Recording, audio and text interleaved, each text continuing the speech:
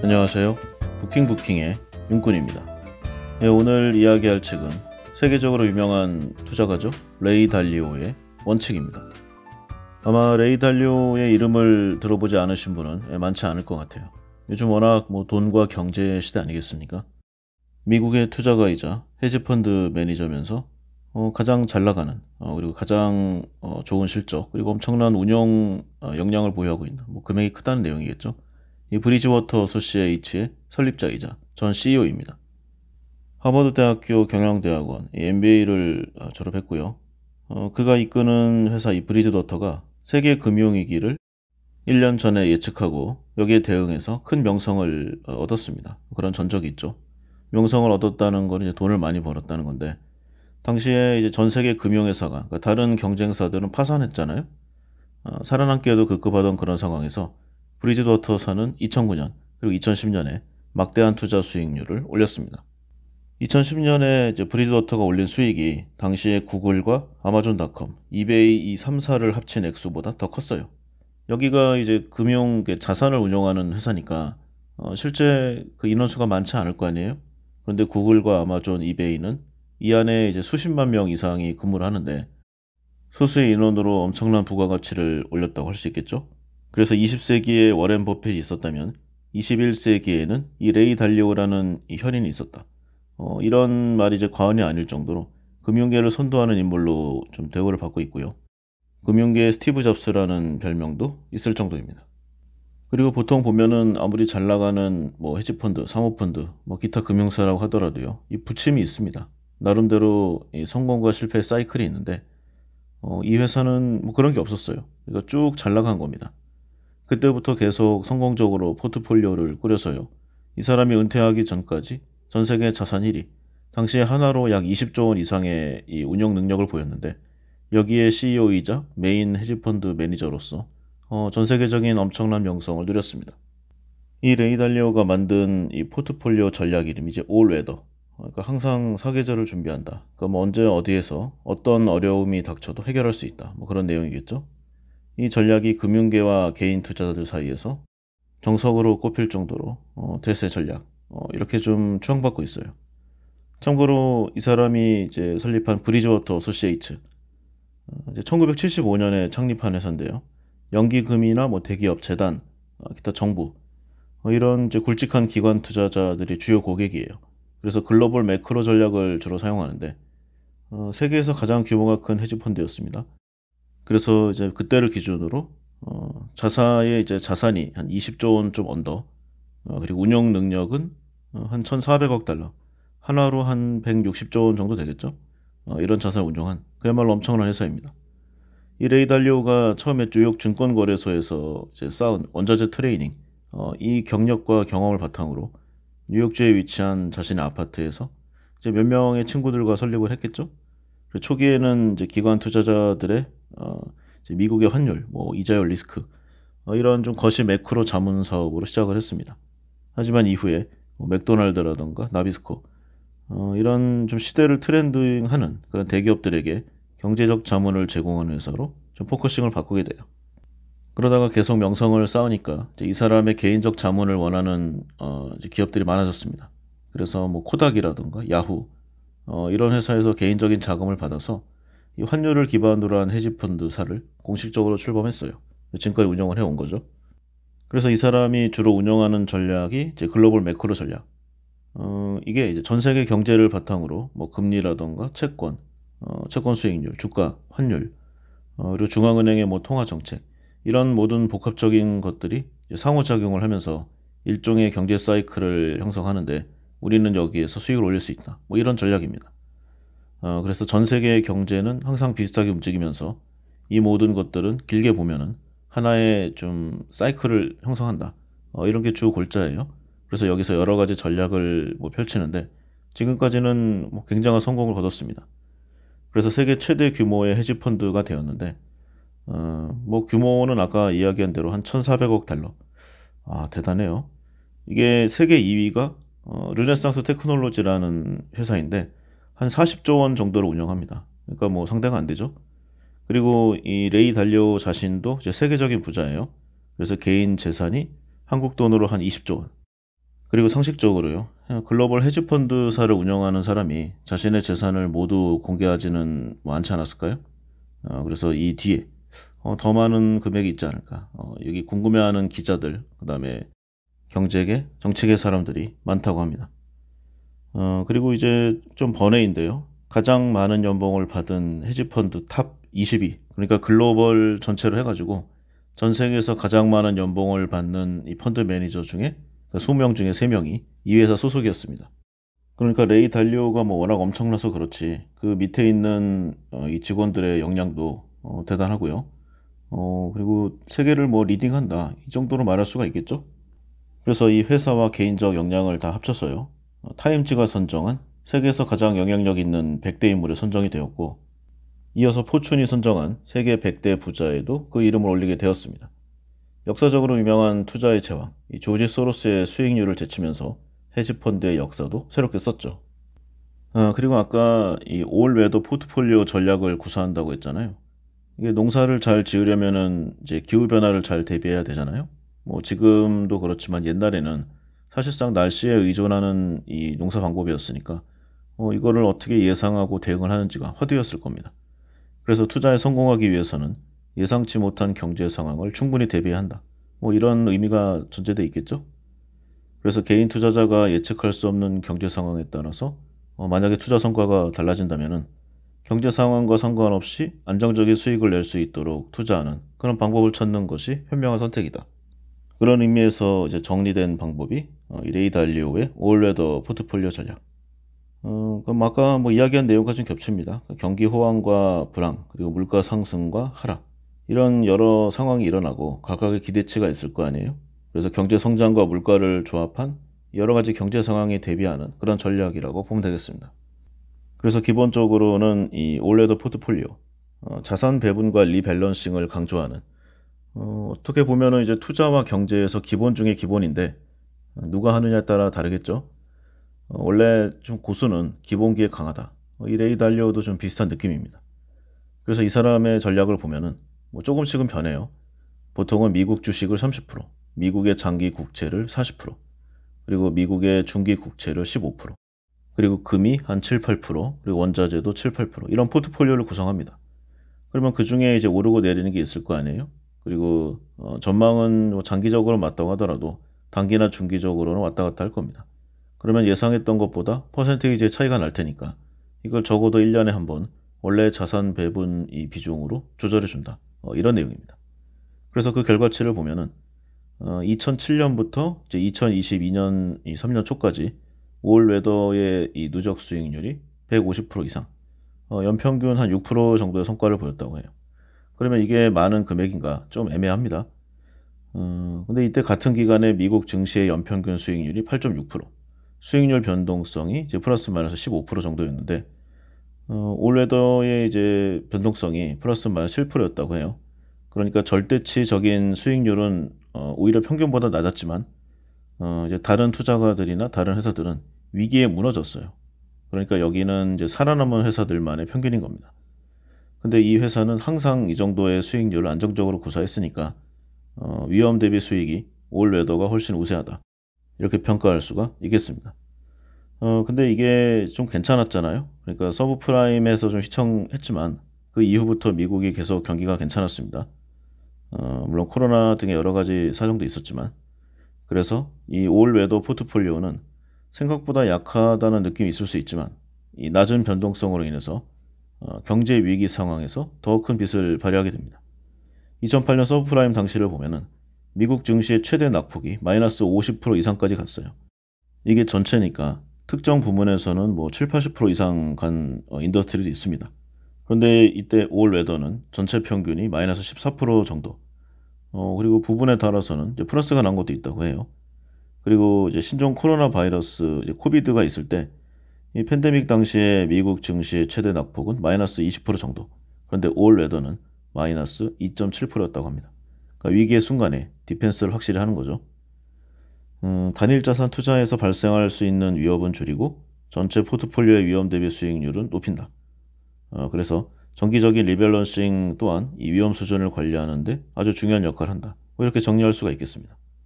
그러면은 기관이나 뭐 투자법인 이런 좀 굵직한 곳만 이러한 전략을 쓸 수 있는가? 당연하게도요. 일반 사람들도 할 수 있습니다. 상장지수 펀드, 그러니까 ETF죠. 여기를 통해서 올레더 포트폴리오를 구성할 수가 있어요. 저자가 설명한 내용을 보면은 이제 미국의 경우에는 이제 뱅가드 토탈 스탁 마켓이라고 해서 이제 VTI 인덱스 펀드가 있습니다. 여기에 이제 S&P를 썼고 그다음 미국 장기 채권도 합치고 뭐 자세한 내용은 책에 나와 있는데 이런 내용으로 보면은 이제 기관이 하는 방식과 이제 비슷한 효과를 낼 수 있는 거죠. 그리고 만약에 이걸 한국으로 온다 그러면은 이제 ETF로는 뭐 타이거, 그다음에 코덱스 골드, 그다음에 코덱스 이제 원유 선물, 그다음에 금속 선물 이런 식으로 조합을 하는 겁니다. 그래서 변동성을 낮추고 좀 어려운 시기에 살아남는 법을 좀 더 강화하는 이제 그런 맞춤 전략이라고 생각하면 될 듯합니다. 기후에 관계 있는 농사, 즉 농부 특유의 성실함과 꾸준함으로 투자에 임한다. 그러면 투자에서도 좋은 수확을 얻을 확률을 확실히 높일 수 있다. 레이 달리오는 이제 그의 저서들을 통해서 이러한 전략을 말해주고 있습니다. 본인 자신이 뭐 그 증거죠. 현재 세계 최고의 이제 금융 거물이 본인인 레이 달리오니까 살아있는 인간 지표라고 할 수 있겠습니다. 이러한 레이 달리오가 회사 경영에서 발생할 수 있는 이제 거의 모든 상황들을 이제 접한 뒤에 정리해 놓은 그러니까 그의 인생 철학과 투자 개념이라고 할 수 있을 텐데 그것을 이 프린서플, 그러니까 원칙이라는 책으로 출판을 한 겁니다. 그래서 처음에는 이제 자신의 회사 직원들, 이 모든 직원들의 필독 자료이자 브리즈워터의 이제 기업 문화를 만들기 위한 이제 그런 목적으로 이제 편찬이 되었습니다. 그런데 이제 주위에서 워낙 요청이 많이 왔다고 해요. 이 사람이 뭐 좀 돈은 정말 인생 끝판왕까지 다 했지 않습니까? 그러니까 이 책으로 뭐 돈 벌 생각도 없고 처음에는 이제 메일로 좀 나눠주고 그 아는 사람들한테 뭐 식사 자리 하면서 좀 알려주고 이러다가 사람 차별하는가 일반 독자라든가 아니면은 좀 돈이 없는 좀 상대적으로 부족한 투자가들은 상대 안 해주는가 이런 좀 항의 전화와 메일을 엄청나게 받았다고 해요. 그래서 처음에는 조금 민망했다고 합니다. 그러니까 자신이 뭐 훌륭한 사람이라고 좀 생각한 적은 없고 단지 돈은 좀 많이 벌었지만 그것으로 다른 사람에게 감히 좀 건방진 얘기를 할 수 있는가 이런 생각이 좀 있었다고 해요. 그러다가 좀 투자 전문가다운 생각을 내린 거죠. 효과가 없으면 안 보겠지. 예, 그래서 그의 생각을 정리하고 지금까지 있었던 모든 노하우를 담은 이 첫 저서 원칙이 2017년도에 이제 미국에서 출간됐습니다. 출간되자마자 뭐 오랜 기간이 지나지 않아서 40만 부 이상이 팔렸어요. 그래서 뉴욕타임스의 베스트셀러 1위, 아마존에도 올해의 리더십 타이틀 1위 이렇게 선정이 됐습니다. 전 세계에서도 이제 비슷한 타이틀들을 많이 수상했고요. 그래서 현재까지도 아마존 베스트셀러에 올라 있고요. 우리나라도 그렇습니다. 전 세계 판권이 계약되어서 지금도 불티나게 팔리고 있어요. 그래서 100만 부 이상이 이제 누적 판매 숫자로 집계되었고 지금도 그 카운트가 계속 올라가고 있는 상황입니다. 그래서 이 책의 내용이 어떠한 좀 획기적인 내용이 있는가?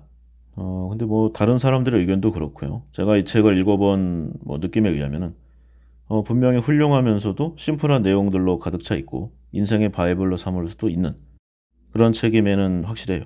그러나 어쩌면 레이 달리오가 아니라 어느 정도의 인생을 살아본 사람들이라면 누구나 할 수 있는 말의 연장선이기도 합니다. 근데 이제 누가 얘기하느냐에 따라 틀리죠. 받아들이는 사람의 느낌이. 적어도 비즈니스적으로는 성공한 인생이잖아요.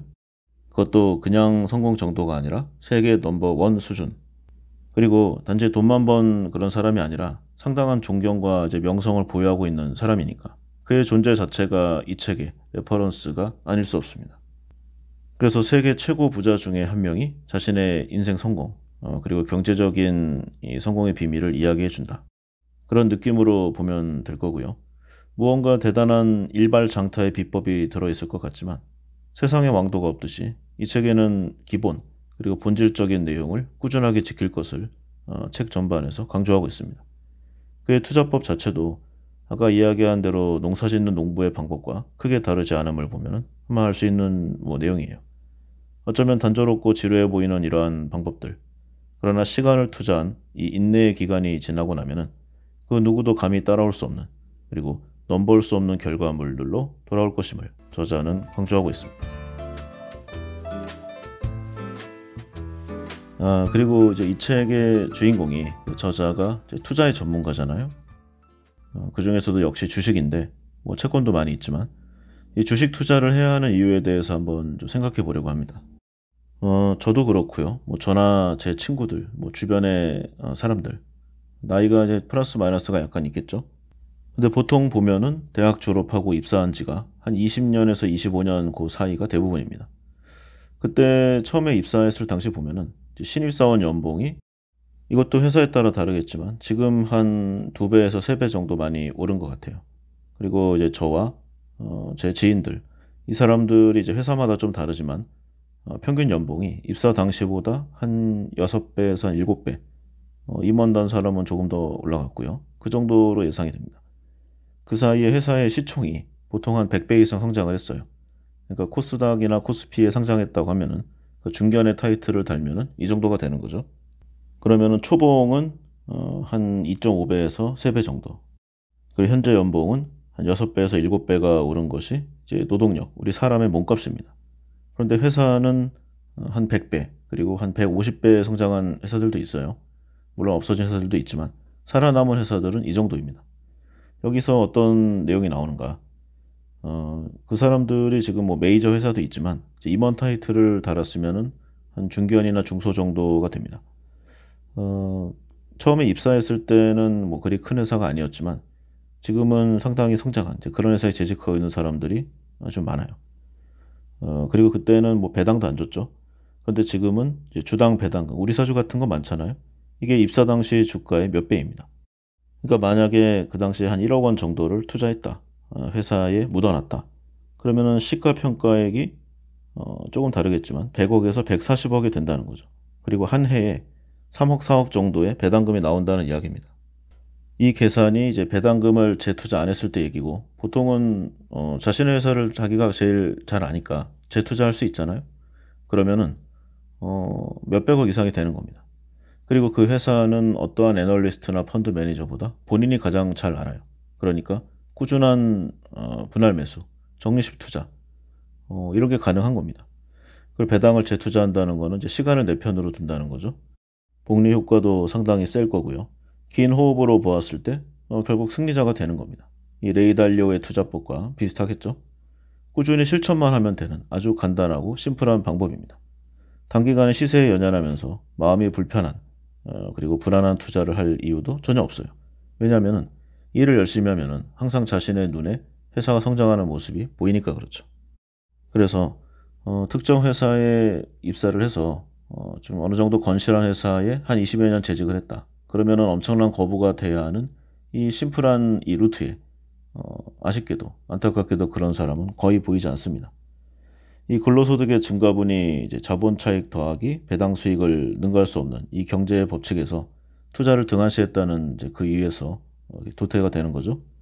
자본의 속성을 이해하지 못하는 우리 노동 개미들의 비참한 말로, 아니 비참하다고까지 말하기는 좀 그렇지만요. 결과를 보면은 회사만 성장하고 거기서 일한 우리는 회사의 성장에 단물을 뽑혔다. 우리는 뭐 죽을 만큼 고생했더니 회사만 돈 벌었다. 이렇게 말할 수도 있는 겁니다. 그런데 생각을 해보면은 냉정하게 계산해 보면은요. 거기에 투자를 안 한, 그러니까 회사를 신뢰하지 않은 본인의 잘못인 거죠. 우리가 주식 투자를 해야만 하는 본질적인 고민과 이유가 여기에 있다고 할 것입니다. 20년까지 갈 것도 없어요. 10년 이상 매월 발생하는 근로소득 중에 잉여현금을 이러한 방식으로 꾸준히 투자했다. 그런데 부자가 되지 않았다면 분명 문제가 있는 겁니다. 그리고 만약에 회사는 성장했는데 주가 등으로 투자가에게 보상을 해주지 않았다. 그럼 그 회사가 문제가 있는 거죠. 영업이익과 매출은 늘어나고 회사도 잘 되는데 주식이 안 오른다. 그러면 논간이 있는 겁니다. 그러니까 그런 회사는 빨리 이직을 해야 되겠죠.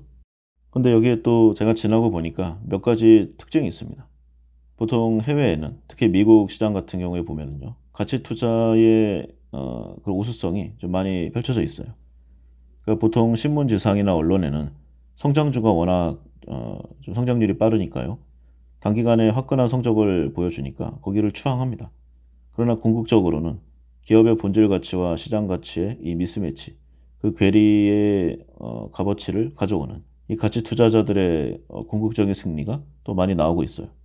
근데 우리나라는 그것이 잘 안 됩니다. 왜 그런가? 보통 이런 일들이 많죠. 거의 모든 증권사나 투신, 뭐 운용, 자문사 이런 회사들이요. 아주 이구동성으로 특정 산업이나 특정 회사를 집중적으로 홍보하고 광고하고 밀어준다. 그러면은요. 여기에는 이제 굉장히 문제의 소지가 많을 가능성이 대단히 높다고 할 수 있습니다. 만약에 어떠한 산업이 장기적으로 비전이 좋다. 그래도 그 안에 각각의 기업은 부침이 있어요. A 회사가 잘 되고 B 회사가 안 될 수 있습니다. 공부 잘한 학생들을 모아놔서 이제 우열반에서 우등생들만 모아놔도 또 우열반이 갈립니다. 그런데 어떻게 모든 회사가 다 잘 될 수가 있겠습니까? 그리고 특정 회사를 이제 밀어준다고 하더라도 그러니까 여러 회사가 어떤 한 회사를 뭐 좋게 보는 거죠. 그런데 거기에서도 좀 내용이 달라야 되지 않겠어요? 어떤 회사는 좋게 볼 수 있는 거고 다른 이제 가치관이나 다른 기준점으로 보면은 좀 위기의 요소, 위험 요소가 있을 수가 있는 겁니다. 그런데 누가 봐도 정말 이 회사를 밀어준다. 그러면은 공시를 꼭 확인해 보시기 바라요. 그래서 다트 같은 곳에 가서 공시를 보시면은 분명히 거기에 지분 구조에 막대한 양의 전환사채라던가 뭐 기타 그러한 요소들이 반드시 숨어 있습니다. 제가 확인한 바로는 거의 있었어요. 그리고 또 작전들이 있습니다. 이 전환사채로 새로운 회사를 인수하고 또 전환사채를 반영하고 멀티플을 성장시키고 밸류를 높게 해주고 여기에 연관된 또 언론사를 동원해서 광고 기사가 계속 나오고 뒤늦게 여기에 혹한 이제 개미 투자가들이 이제 손해를 보면은 이제 바지 사장이 이제 구속되고 몸빵하는 사람이 역할을 하는 거죠. 계속 이게 시간을 달리하고 인더스트리와 회사를 바꿔서 재탕이 됩니다. 그리고 항상 이러한 내용의 뒤에는 이제 권위에 호소하는 누군가들이 있어요. 보통 보면은 해외 유명 금융기관, 해외 유명 투자사, 해외 유명 IB 이런 곳의 한국 대표, 뭐 한국 법인장, 한국 책임자 이런 타이틀을 가진 이런 감투를 썼던 사람들이 있는 것을 많이 봤습니다. 그런데 한번 확인을 해보셔야 돼요. 뭐 무슨 회사의 그러니까 미국 본사 대표다. 그러면은 그거는 분명히 존중할 만한 커리어입니다. 그런데 그런 회사의 한국 대표다. 그러면 그 실체를 조사해 보면은요. 한국 사무소에 몇 명 없습니다. 심한 경우에는 한 자릿수인 경우도 있었고요. 그 정도 인원으로 뭐 뭘 할 수 있겠습니까? 예를 들어서 뭐 삼성전자나 SK하이닉스는 정말 글로벌적으로 우수한 회사지만 그 회사의 어디 아프리카 국가 뭐 지사장 뭐 물론 뭐 어느 정도 상당한 성과라고 할 수 있겠지만 그 사람이 지시하는 내용이 모두 맞다. 그 사람이 예측하는 내용이 모두 들어맞는다. 그렇게 생각하진 않잖아요. 그러니까 반대로 역지사지로 생각해 보면은 의외로 답은 쉽게 찾을 수가 있습니다. 그리고 여기에 이제 전가의 보도, 공매도 작전이 들어오죠. 주식을 올리는 것은 전문가라고 불리는 사람들에게도 쉽지가 않습니다. 정말 많은 노력을 기울여도 조금 올라갈까, 조금 성과를 볼까 말까죠. 그런데 주식을 떨어뜨리는 것은 너무나 쉽습니다. 뭐 이전에도 몇 번 한 것 같은데 예를 들어 뭐 A 식품회사가 있는데 여기에 뭐 벌레가 나왔다. 이걸 먹고 뭐 병원에 입원했다. 그러면 사람의 심리가 부정적인 내용에 좀 반응이 빠르잖아요. 강하게 반응하고 그 주가가 단기적으로는 분명히 출렁거립니다. 여러 가지 내용들이 이어지고 이게 뭐 식품회사가 이 정도고 다른 뭐 광물이라던가 소재 아니면 제품 누가 뭐 컴퓨터 제품을 쓰고 뭐 정신적인 착란이 왔다. 공황장애를 겪는다. 그러면 주가에 분명 문제가 있잖아요. 이러한 여러 내용들이 형태와 방법만을 달리해서 계속 일어납니다. 그래서 우리나라는 가치주가 가능한가? 여기에 저는 개인적인 의문이 좀 있는 상황이에요. 말이 나온 김에 한번 종류를 이야기해 보려고 합니다. 주식 투자를 보면은 크게 이제 성장주 투자를 하는 방식이 있고요. 방금 이야기한 가치주 투자, 그리고 매수 매도 관점에 이 트레이딩 투자 뭐 등으로 나눌 수 있습니다. 세부적으로 가면은 뭐 또 많겠지만요. 크게 봐서는 이 정도로 볼 수 있겠고요. 다만 이제 예전에는 성장주 투자 주식이었지만 트레이딩 투자의 대상이 되는 경우도 있을 거고요. 마찬가지로 트레이딩 투자 대상의 주식이라고 분류가 됐지만 상황이 또 바뀌면 가치주 투자의 대상이 되는 경우도 있겠죠. 그러니까 유동적이고 개인의 성향에 따라서도 다르게 분류될 수가 있습니다. 다만 보통은 뭐 이런 정도겠죠. 성장주 투자라고 하면은 기업이 매출이나 뭐 이익 아니면 경제적 성장 이런 걸 지속적으로 보이는 이제 기업의 주식을 매수해서 큰 수익률 그러면서 장기적인 투자 수익을 동시에 추구하는 방법입니다. 되게 뭐 비교적 저평가된 상태에서 시장에서 주목받지 못하고 있는데 어느 날 어떤 계기로 팡 올라간다. 뭐 이런 내용들이 많죠. 그리고 가치주 투자. 아까 이야기한 내용의 연장선인데 현재 기업의 가치가 주식시장에서 충분히 인정받지 못하고 저평가된 상태에서 해당 주식을 매수하는 것을 의미합니다. 성장주 투자는 보통 이제 사업의 영역을 많이 봅니다. 그러니까 예를 들어서 이제 인터넷 IT가 막 보급되고 있을 때 소위 팡이라고 말하는 주식들의 엄청난 성장률이 있었잖아요. 뭐 그렇게 보면 될 거고요. 가치 투자는 예를 들어서 한 100억을 매출하는 회사가 있는데 한 10억 정도가 남아요. 그러면 굉장히 좋은 회사잖아요. 그런데 주가의 전체 시가총액이 이제 100억도 안 되는 겁니다. 그러면 여기는 투자할 만하죠. 그래서 가치주 투자. 기업의 내재 가치를 파악해서 뭐 재무정보 등을 통해서 할 수 있겠죠. 이런 방식이라고 하겠습니다. 그 다음에 이제 매수 매도 관점의 트레이딩 투자. 이게 주로 단기적인 주식 매매를 통해서 수익을 추구하는 방법인데 보통은 이제 기술적, 그러니까 숫자를 바탕으로 좀 많이 합니다. 이러한 내용이 있으니까 오를 것이다. 이러한 내용이 있으니까 떨어질 것이다. 그래서 그 흐름을 파악해서 매수 매도 타이밍을 정하고 매매 수수료와 세금 등을 고려해서 이익을 추구하는 뭐 그런 방법입니다. 단타들도 여기 많이 들어가고요. 더 심한 뭐 스캘핑들도 좀 해당이 되겠죠. 그래서 크게 보면 이 정도고 이제 가치주와 성장주를 보면은 이제 대형주와 소형주처럼 서로 반대편에 있는 좀 그런 관점이라고 생각할 수가 있습니다. 주식시장에서 이제 가장 오랫동안 다퉈왔던 이제 경쟁 스타일이면서 가장 논란이 많은 좀 대결이기도 해요. 아직도 결과가 나오진 않았지만 미국에서 보면은요. 이제 종목별 주가를 이제 데이터베이스에 기록하기 시작한 게 한 1920년대거든요. 그때부터 기록이 있는 겁니다. 오늘날까지의 기간을 보면은 이제 가치주 포트폴리오, 그러니까 여러 개별 주식들의 기업의 수익률이 성장주보다는 높았습니다. 근데 이 현상이 이제 가치 이상 현상이라는 이름으로 알려져 있는데, 근데 이제 아까 이야기했듯이 이제 팡이라고 하면 뭐 페이스북, 애플, 아마존, 넷플릭스, 뭐 구글 여기가 해당이 되겠죠. 최근에 테슬라 같은 회사도 들어가고, 그러니까 이런 대형 성장주들이 하나 나올 때마다 같이 투자하는 사람들의 마음이 흔들려요. 나는 1년에 4%, 5% 하고 있는데 한 번에 막 500%, 1000% 가는 겁니다. 그래서 이쪽에 시선이 확 끌리는 건 많은데 이제 시계를 한 20년, 30년으로 돌려보면은 가치주가 이긴다는 거죠. 그러면 가치주는 회사 실적이나 뭐 보유자산, 뭐 기타 여러 본래 가치에 비해서 시장에서 낮은 가격에 거래되고 있는 주식이다. 뭐 이렇게 말할 수 있는데 그럼 이걸 어떻게 판단하는가? 보통은 펄을 쓰죠. 그래서 프라이스 어닝 레이티오인데 이제 주가 수익 비율입니다. 그래서 한 주당의 순이익이죠. EPS. 이걸로 나눈 값인데 현재 주가가 주당 순이익의 몇 배가 되는가. 뭐 이걸 보여주는 겁니다. 그래서 만약에 주식 가격이 3만 원인데 주당 순이익이 연에 만 원이 나온다. 그럼 퍼가 3이 되겠죠. 3년을 모으면 되니까. 그래서 해당 기업 순이익을 3년 모으면 회사를 살 수 있다. 물론 실제는 경영 프리미엄 등으로 더 비싸겠지만 산술적으로는 이렇습니다.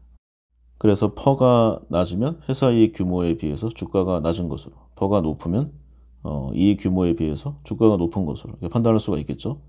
그래서 통상 가치주를 보면은 기업의 본질적 가치에 비해서 주가가 낮은 주식을 사는 거잖아요.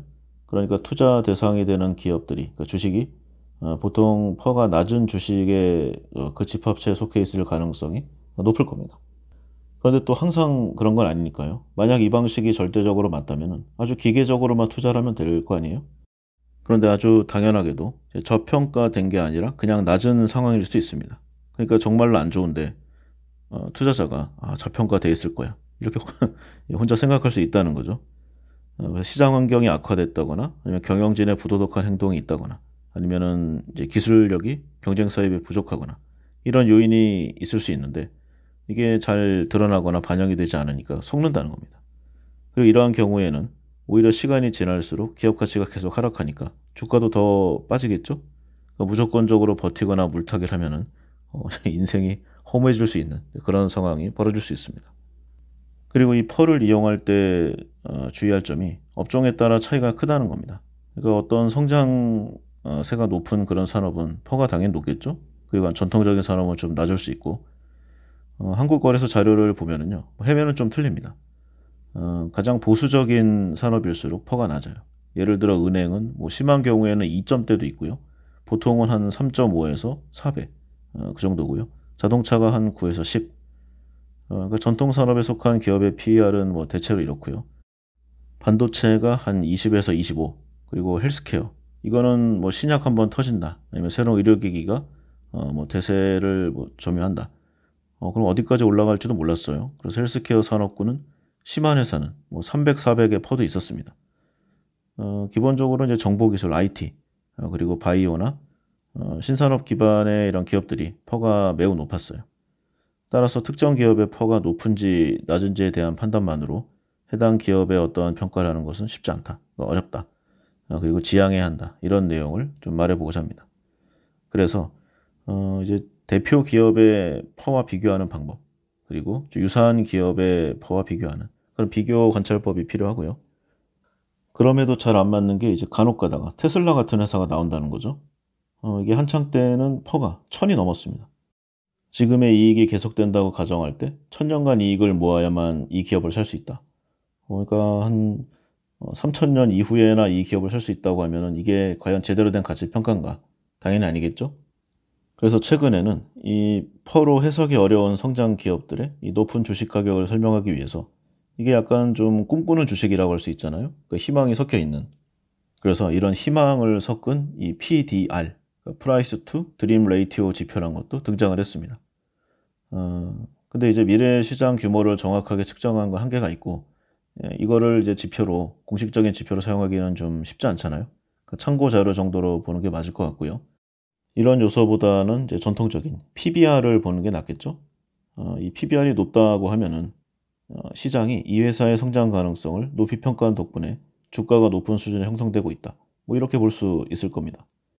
PBR이라고 하면은 이제 기업의 주가를 주당 순자산 가치로 나눈 지표인데 기업의 현재 주가가 자산 대비 어느 정도다. 뭐 이걸 나타내는 지표라고 할 수 있겠죠. 그래서 가치주라고 불리는 주식들은 성장 가능성이 좀 낮습니다. 그래서 장부 가치가 기업 가치에서 차지하는 비중이 좀 크겠죠. 그러니까 계산해 보면 PBR이 낮게 나옵니다.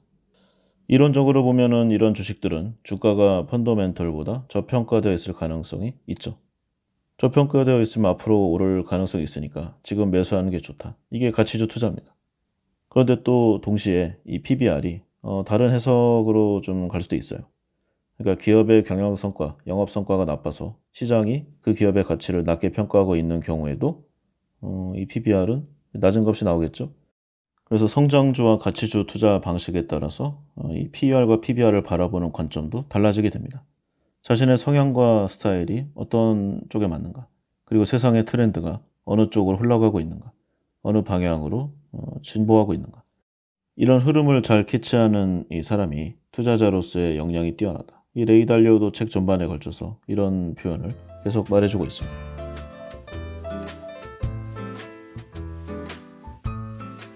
그래서 투자의 방향이나 아니면 기본적인 내용이 이렇고요. 개인에 따라 다를 겁니다. 그리고 이 레이 달리오는 이제 자신만의 방식이 있지만 주로 가치 투자에 가깝다고 할 수 있겠죠. 그러나 성장주도 놓치진 않았습니다. 그래서 개별 종목으로 보면은 흔히 말하는 뭐 10루타, 20루타의 종목들도 많이 있죠. 그래서 투자에 관한 내용도 한번 이 책에서 잘 살펴보시기 바라고요. 그래서 이러한 내용을 좀 베이스로 해서 이제 투자와 인생에 관한 여러 가지 내용을 원칙이란 타이틀로 좀 정리를 해서 말해주고 있습니다. 근데 이 책이 기본 페이지가 720페이지가 넘어요. 엄청난 볼륨이죠. 그리고 비슷비슷한 내용들이 많습니다. 예를 들어 보면은 뭐 진실이 좋은 결과를 만들어내는 가장 중요한 토대이다. 극단적으로 투명해져라. 자연을 살펴보라. 현실이 어떻게 작용하는지를 알 수 있다. 뭐 진화는 인생의 가장 위대한 성취이자 뭐 보상이다. 뭐 결과에 대해 책임져라. 분명한 목표를 설정하라. 문제를 찾아내고 용인하지 마라. 어느 성공한 사람의 책을 봐도 이 정도 내용이 나오지 않는 경우는 없습니다. 그러니까 이 사람 자체가 이 성공의 모델이 되어서 그렇지 어떤 뭐 획기적인 그리고 좀 그동안 들어보지 못했던 그런 내용을 말해주는 것은 아니에요. 그래서 제 개인적인 생각이긴 하지만 이 책의 저자인 레이 달리오가 이 조언이라는 카테고리로 이제 묶어서 해주는 이제 그런 말보다도요. 레이 달리오의 이제 시장 모형을 만드는 그러니까 레이 달리오의 사고법, 생각을 하는 방식이 좀 더 좀 눈에 들어왔어요. 그래서 이와 관련된 많은 내용들이 있는데 그 중에 일부를 한번 좀 정리해서 이야기해 보고자 합니다. 레이 달리오가 평생에 걸쳐서 여러 가지 투자를 했다고 했잖아요.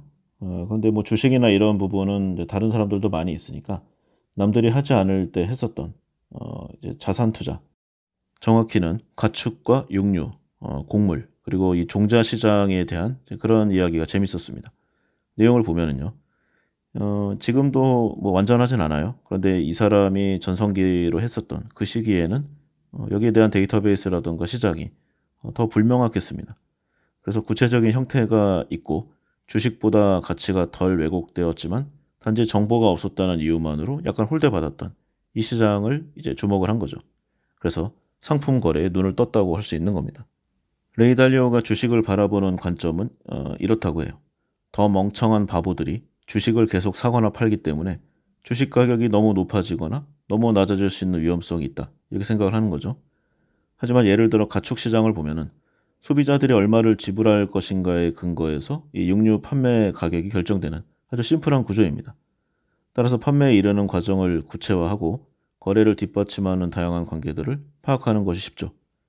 예를 들어서 가축을 보면은 이제 옥수수 같은 이제 곡물을 먹잖아요. 그리고 대두 가루를 먹고 그러면 옥수수와 콩이 이제 재배 면적이 경쟁력이 되는 시장이 되는 겁니다. 근데 이 두 시장이 밀접하게 연결돼 있어요. 그래서 레이 달리오가 이 두 시장에 관해서 상상할 수 있는 모든 방향의 투자를 집행하는 겁니다. 예를 들어 보면은 주요 곡물지대에서 재배 면적과 생산량이 얼마나 되는지, 그리고 수주일에 걸친 재배 기간 동안의 이 강우량을 기준으로 어떻게 예상 생산량을 산출하는지를 계속 생각하는 겁니다. 그리고 수치와 산술식을 내는 거죠.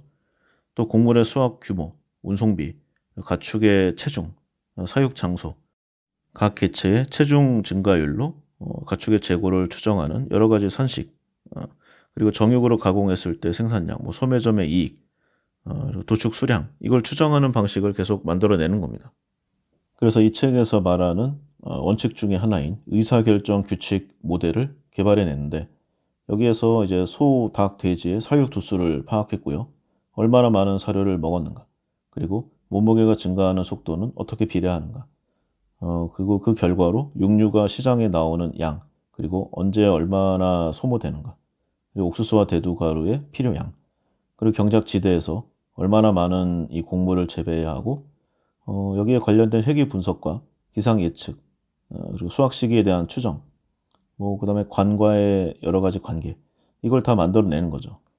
지금은 전 세계에 걸쳐서 각각의 선물 시장이란 것이 있으니까 뭐 이 모형의 이제 발전된 방향으로 흘러가고 있습니다. 그러나 이 사람이 이걸 할 때는 가장 전문가에 속하고 가장 퍼스트 무버의 한 사람이었겠죠. 그러나 지금은 상황도 많이 달라졌고 이러한 분야의 전문가들도 뭐 아주 넘쳐납니다. 그러니까 그 결과를 보지 말고 그 사고, 그리고 생각의 이 전개 방법, 이런 거를 좀 참고했으면 한다. 저자는 계속 이러한 충고, 제언을 해주고 있습니다. 그래서 이제 각각의 조언이 세부적으로 보면은 한 200여 가지가 넘어요. 그래서 좋은 말도 계속 들으면은 좀 언짢지 않습니까? 그리고 어디선가 다 들어본 내용이에요. 다만 이제 경제적으로는 가장 성공한 사람에 속하는 이 레이 달리오가 이야기를 해주니까 귀에 좀 더 쏙쏙 들어올 뿐이죠. 그래서 이 수많은 조언과 제언들 중에 제가 개인적으로 좀 재밌게 들었다, 그리고 도움이 된다고 생각되는 임팩트가 있었던 내용을 좀 더 살을 붙여서 이야기해 보도록 하겠습니다. 이 조언 중에 하나가 현실주의자가 되라는 내용이 있습니다.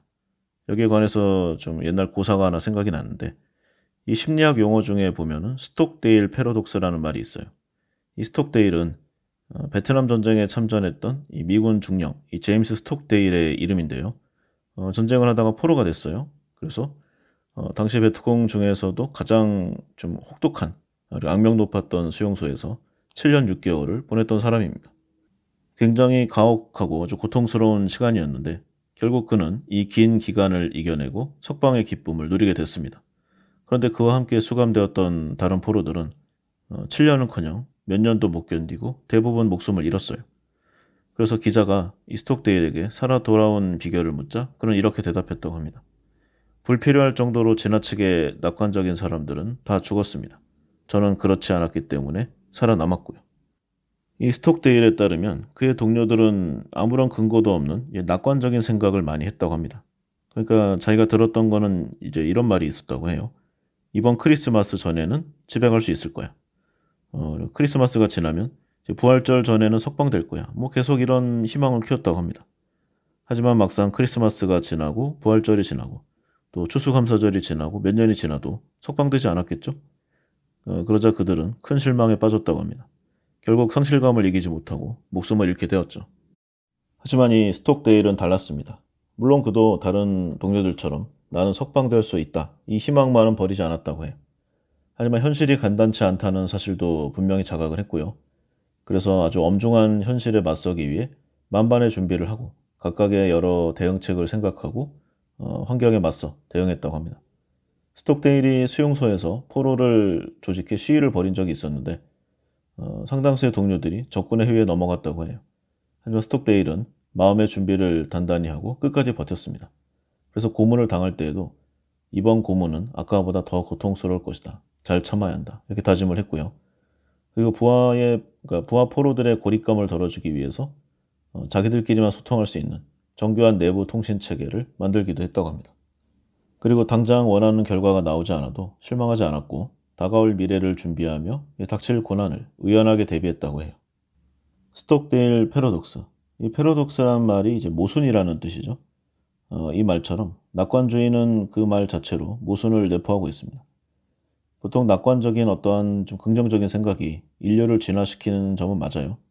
하지만 그 내용이 어떤 근거 없는 낙관주의로 흐르면 오히려 그 기대치에 못 미치는 절망감으로 사람을 파멸시킬 수 있습니다. 사람이 원래 잔뜩 기대하고 희망을 품었다가 결과가 나쁘면 절망에 빠지는 그런 일이 많잖아요.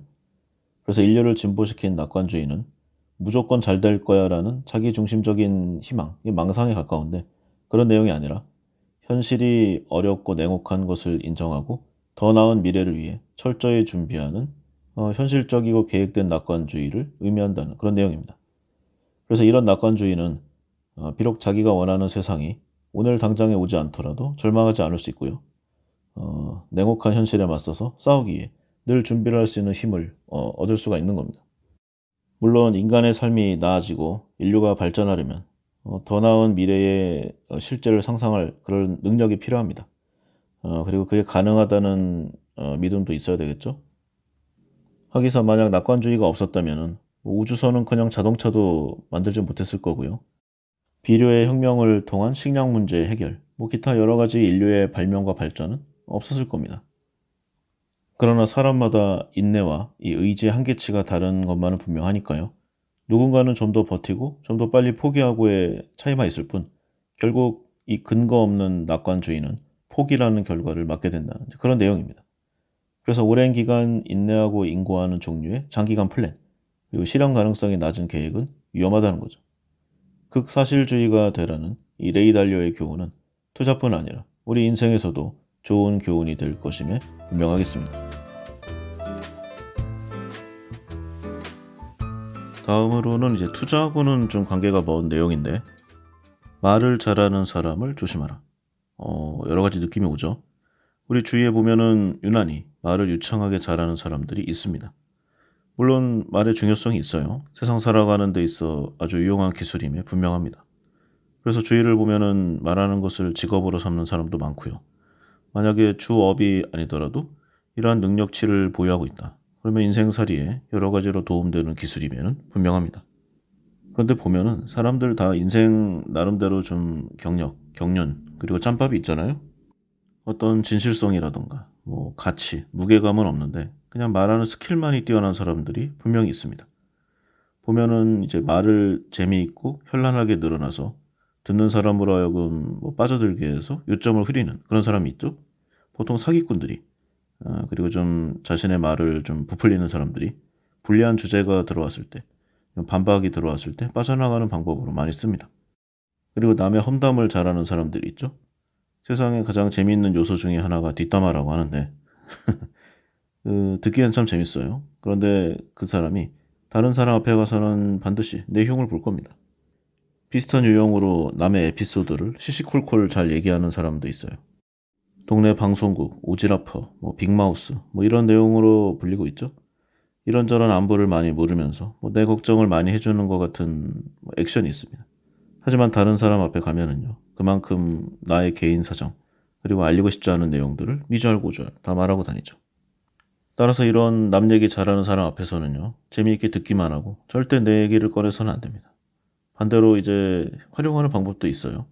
어떤 내용을 알리고 싶다, 소문내고 싶다. 그러면은요. 이들한테 살짝 소스만 뿌려주면은요. 본인들이 알아서 정보를 찾아서 홍보, 선전을 하는 그런 내용들이 많습니다. 그리고 자기 정당화를 잘하는 사람들도 좀 멀리해야 돼요. 자신이 이런 행동을 한 데에는, 이런 결과를 가져온 데에는 이런저런 결과가 있고 이런 이유에 따라서 뭐 꼭 누구 때문에 그랬다. 이렇게 남 핑계 대는 상황 탓을 하는 사람들이 많습니다. 물론 듣다 보면 나름의 사정도 있고요. 참작을 할 만한 상황도 있을 거예요. 그런데 그 사람한테 유독 이런 일들이 연거푸 일어난다. 그러면 그 사람 다시 평가해야 되겠죠? 뭘 하든 자기가 아닌 남 탓을 하기 때문입니다. 이런 사람들과 함께 하다 보면은요. 친하게 지내거나 아니면은 놀이를 할 때까지는 괜찮을 거예요. 그런데 비즈니스를 한다거나 아니면 조금 더 무게감 있는 일을 하면은 반드시 사고를 치고 틀어질 일이 일어납니다. 다른 사람이나 다른 상황을 탓한 것처럼 어떤 일에 대해서 이제 나의 탓을 하기 때문이죠. 이런 유형은 유난히 자기 합리화를 잘하기도 하는데 남들 앞에 가서는 내용을 보고 남들 듣기도 좀 그럴듯합니다. 그래서 나도 모르는 사이에 주위에 나의 적이 생겨나게 돼요. 그래서 사기꾼이라던가 아니면 어떤 악랄한 사람이라고 하기는 그렇지만요. 알게 되면은 참 피곤한 유형의 사람들입니다. 그리고 이런 사람들이 알아둬야 할 내용들이 있는데 어쨌든 간에 그런 선택을 하게 된 것은 자기 자신이라는 거죠. 물론 여러 가지 사정이 있으니까 사람이 살다 보면은 정말 어쩔 수 없이 불행한 케이스에 빠지게 된 경우도 있을 거예요. 그런데 그런 일들이 계속해서 연거푸 일어나고 그 모든 일들이 항상 남 때문이고 자신에게는 일말의 책임도 없다. 계속 그게 반복된다. 그러면 자신의 인생을 돌아봐야 할 겁니다.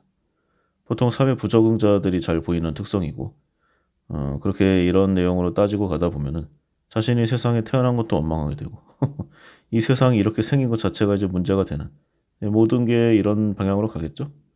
그래서 결국은 그 원한과 원망을 내가 받게 되는 겁니다. 그리고 이제 약속의 중요성이 당연히 여기에 들어갈 거예요. 허구한 약속을 잘 깨면서 그럴 수밖에 없었던 이유를 계속 대요. 없으면 만들어내죠. 처음에는 안타까운 사연이 있다고 하니까 넘어가 줍니다. 참아주는데 이게 계속된다면은요. 그 사람 말은 이제 그 거짓말의 확률이 계속 올라갈 겁니다. 이런 유형들의 사람들의 말은 이제 믿지 말아야 하고요. 약속도 웬만하면 하지 말아야 내가 안 피곤합니다. 그리고 상식선에서 생각하면 되겠죠. 이런 작은 시간 약속, 시간 약속이 작다고 하긴 또 그렇지만 이런 약속도 못 지키는 사람이 어떤 큰 약속을 지키겠습니까? 시간 약속을 안 지키는 것이 버릇이다. 자기도 그렇게 입버릇처럼 말할 수 있지만요. 만약에 본인이 현재 재직하고 있는 회사 사장이라던가 아니면은 사회적으로 좀 어렵다. 높은 지위에 있다. 돈이 많다. 아니면은 좀 위험한 사람, 건달 두목 같은 사람도 있겠죠? 그런 사람들과의 약속을 과연 나와 할 때처럼 안 지킬까요? 아마 한두 시간 미리 가서 지키고 있을 겁니다. 그러니까 이런 사람은 신용이 없는 것도 있지만 좀 비겁한 사람이라고 저는 생각을 해요. 그래서 결론은 신뢰할 수 없는 사람이다. 그리고 또 자기 말만 늘어놓는 사람이 있습니다. 그 자체로 나쁜 사람이나 사기꾼이라고 할 수는 없는데 이 커뮤니케이션이라는 거는 이제 주고받아야 되잖아요. 그러니까 상대방의 말을 들어주는 이 경청의 묘가 있어야 됩니다.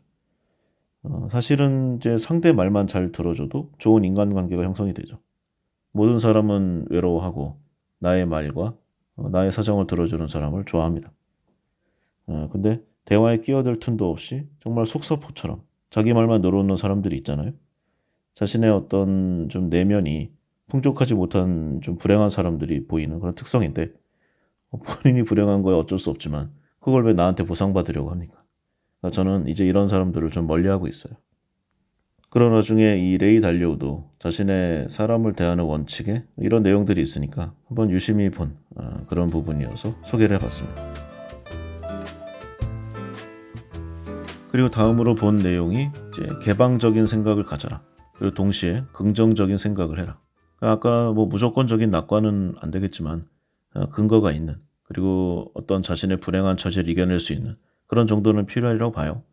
그리고 동시에 운이 있는 사람과 함께하라. 이런 내용을 좀 들어보니까 문득 생각나는 옛사람이 있어서 뭐 그 내용을 한번 이야기해 보도록 하겠습니다. 이야기의 주인공은 한나라 시대의 명장 위청인데요.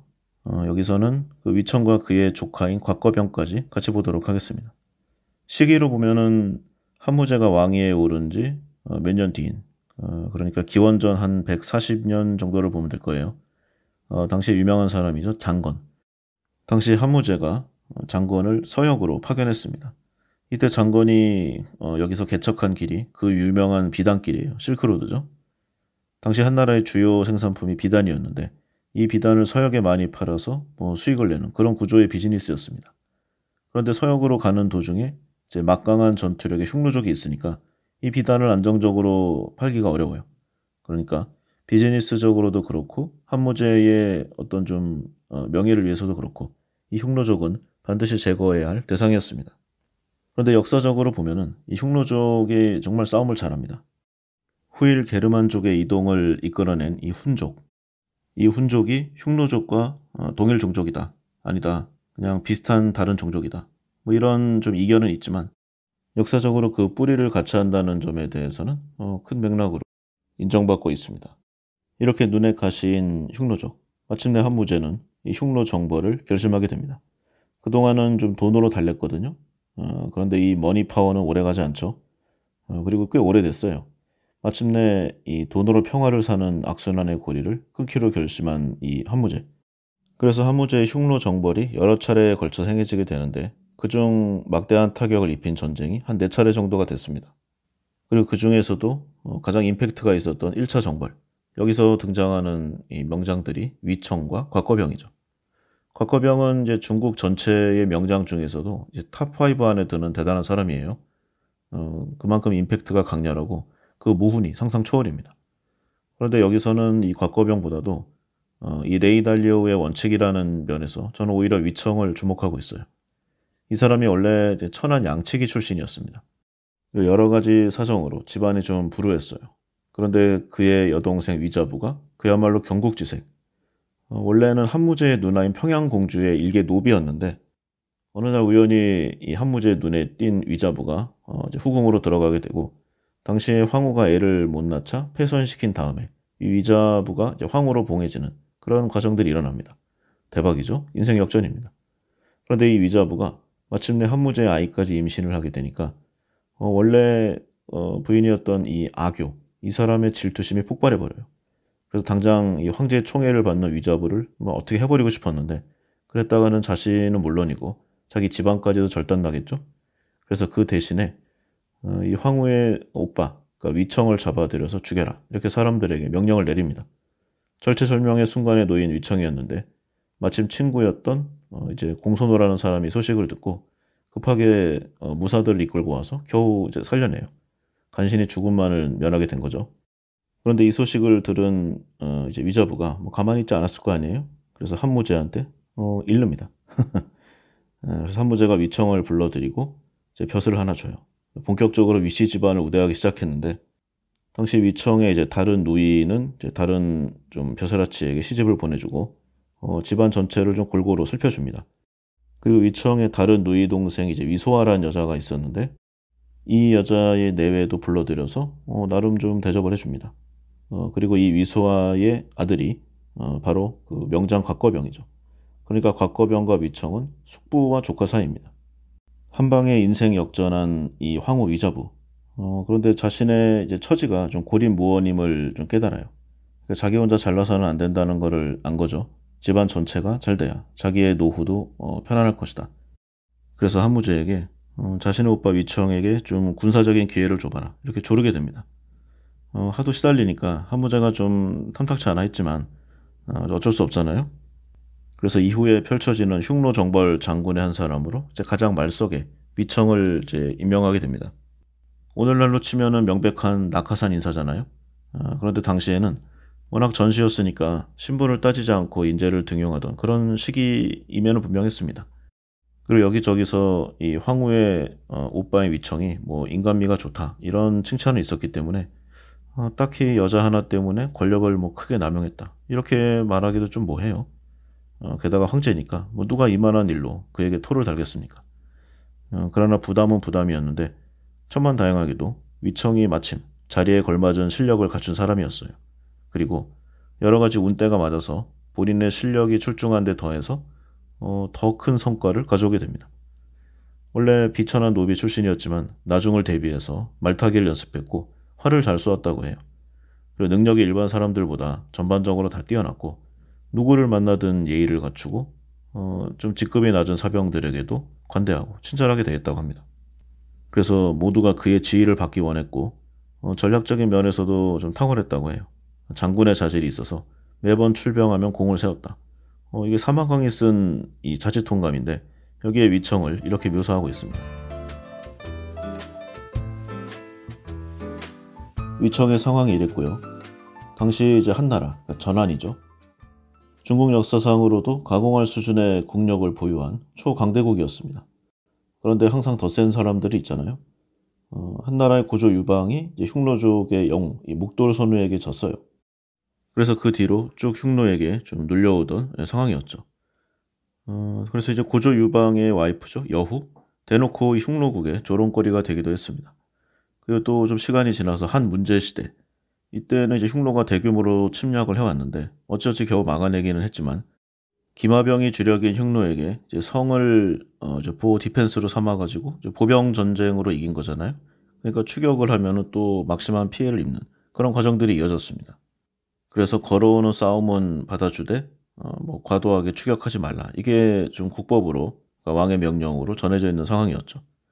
그러다가 이렇게 한무제 시기에 이르러서 이제 전환의 국력이 폭발하니까 자연스럽게 흉노를 한번 혼내줘야 되겠다. 이런 결정을 하게 된 겁니다. 그래서 기원전 130여 년경에 한무제는 당시로서는 엄청난 이 30만 병력을 일으켜서 이제 흉노를 공격하게 돼요. 그런데 우리가 항상 생각을 해야죠. 지금도 30만 병력을 동원해서 다른 나라를 친다는 것은 굉장히 어렵습니다. 아니 국가의 존망이 걸린 일이라고 할 수 있죠. 러시아가 우크라이나를 치는데 뭐 전체 인원은 이 정도가 되겠지만 동시에 30만 명 이상을 한 지점으로 공략한다. 아마 어려울 거예요. 그런데 지금부터 2000년 이전에 이런 공격이 가능했다. 이러한 병력을 일으키는 것이 저는 좀 어려웠을 거라고 봅니다. 그러니까 상당히 좀 뻥이 예, 대포가 있었다는 얘기죠. 거기다가 병력이 30만이면은 여기에 뭐 치장, 의중, 식량, 뭐 공병, 기타 등등 해가지고 최소한 3분의 1 정도의 병력은 따라가야 됩니다. 그러니까 이 당시의 국력과 인구 비례를 보면은 아무리 많아봐야 한 5만 내외가 아니었을까 뭐 이런 추정이 가능해요. 근데 어쨌든 간에 30만이라는 대외적인 병력을 일으킨 이 한나라가 이제 흉노를 가열차 공격하기 시작합니다. 최초의 작전이 이제 흉노의 군세를 유인해서 복병으로 선면한다. 뭐 이런 내용이었는데 당시의 흉노의 대장이 이제 군신선우. 이 사람도 흉노에서 굉장한 영웅이에요. 우리 작전이 완전히 간파당해가지고 작전의 실패는 물론이고 상당한 병력을 잃게 됐죠. 그리고 뭐 그 다음에는 뭐 이런저런 거 별로 하지도 못하고 그냥 실패로 끝났어요. 30만 대군을 동원해서 원정까지 갔으니까 엄청난 국력을 기울였잖아요. 그런데 이러한 정도의 노력을 해가지고 얻은 것이 거의 없었습니다. 결국 이제 책임자를 엄벌해야 된다. 관련 책임자를 죽여라. 이런 여론이 강해져서 이 작전을 입안했던 이 당사자, 이 왕해라는 사람이었는데 자신에 대한 실망감도 있고 처벌받는 게 두렵기도 하고 그리고 열심히 일했는데 돌아오는 것이 겨우 이건가. 뭐 억울한 감정도 있었겠죠. 그래서 이제 처벌이 내려오기 전에 자살해 버렸다고 합니다. 안타까운 일이죠. 여기서 주인공 위청이 처음 출진하게 된 것이 바로 이런 상황이었습니다. 그러니까 한나라가 흉노에 제대로 반격도 못 해보고 이후의 계획도 실패하면서 좀 나라 전체가 우울해져 있던 이런 상황에 바로 위청이 등장한 거예요. 이 점을 생각해 보면은 위청으로부터 시작된 반격, 그러니까 흉노에 대한 이 카운터가 당시에 이 한나라 사회에 얼마나 커다란 충격과 환희, 기쁨을 안겨주었을까? 뭐 이런 결과를 유추해 볼 수 있습니다. 그래서 한나라가 다시 한번 원정군을 준비한 것이 이로부터 4년 정도 뒤의 일이었는데 이때 위청과 공선호, 공선화, 이광 당시 한나라의 명장들이 총출동했습니다. 그래서 각각 1만 명 정도를 거느리고 다른 방향으로 출진하게 됐는데 이 중에서 위청이 출발한 곳은 이제 현재 베이징의 북서쪽쯤 되는 이제 그런 위치였다고 해요. 위청이 장군에 임명돼서 출진을 하니까 그 전까지는 뭐 군대하고 별 관계가 없었잖아요. 뭐 개인적으로는 뛰어나다는 평가를 받았지만 이렇게 대규모 군대를 운영하는 여기에 대장군이 된다. 아무런 근거가 없는 이 낙하산 채용이 맞겠죠. 순전히 동생인 이 위자부의 백에 의한 그런 뭐 내용이었음에 분명합니다.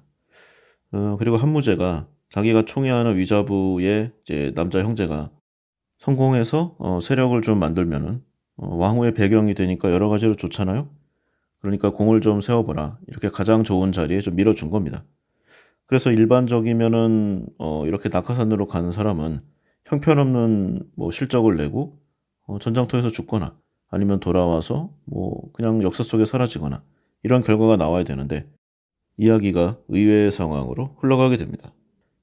위청 이외의 다른 장수들을 보면은 명장이라고 불렸던 이 공손하는 길을 잘못 잡아서 흉노를 만나지도 못했고요. 흉노가 좀 오지로 유인한 다음에 전투를 벌이지 않았다는 얘기도 있지만 어쨌든 간에 비용 손실입니다.